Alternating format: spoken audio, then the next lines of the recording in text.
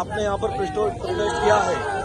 इस प्रोटेस्ट को लेके जो यूपी सरकार ने लोगों के ऊपर एफआईआर की है, क्या कहना चाहेंगे उसके बारे में आप? के बारे में तो आप लोग को उन लोग को आम जनता को इस बारे में ज्यादा जानकारी नहीं है। आम जनता को इसके बारे में ज्यादा जानकारी नहीं है, ठीक है। और हमारा यही बोलना है कि सही तरीके से तफ्तीश हो, जो कसूरवार है वो उसके ऊपर जो कानूनी कार्रवाई किया जाए। और दूसरी बात हमारे रसूल अल्लाह की शान की आएगी तो कोई भी मुसलमान बर्दाश्त नहीं करेगा और हम लोग खत्म करते इस चीज को। लेकिन जो भी इस कदम जैसा जो उठाता जाएगा जहाँ कहीं भी, तो मुसलमान घर से बाहर निकलेगा और आवाज निकालेगा।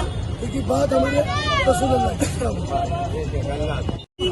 क्या कहना चाहेंगे इस प्रोटेस्ट के बारे में? आपने जो यहाँ पर प्रोटेस्ट किया है, आई लव मोहम्मद लिखने पर जो भी मतलब एफआईआर हो रही है, तो यूपी पुलिस जिस तरीके से ये कर रही है, क्या कहना चाहेंगे आप उसके लिए? इससे पहले मैंने वो चीज बताई है, मैं एक बार उसको रिपीट कर देता हूँ कि पूरे हिंदुस्तान में आज पहली बार ये नहीं हुआ है। वक्तन जो है इनके जो पाले हुए टट्टू है, ये इनके जरिए जो है हर 2 महीने में बाहर आते हैं और कभी नबी की शान में गुस्ताखी करते हैं, कभी अजान पे, कभी मस्जिद पे, कभी माइक पे, लाउड स्पीकर पे।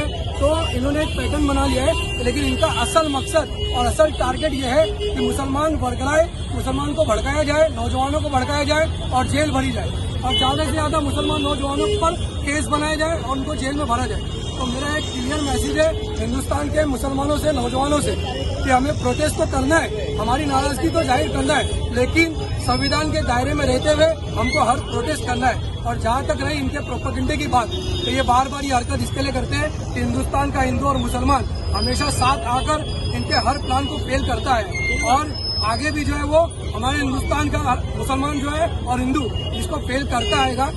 लेकिन एक क्लियर स्टेटमेंट, एक मैसेज मैं दे देता हूँ। अगर आप सोच रहे हैं कि जेल भरने की बात है और अरेस्ट होने की बात है या आंदोलन प्रोटेस्ट की बात है, तो हिंदुस्तान ही नहीं पूरी दुनिया का ये इतिहास है मुसलमानों का।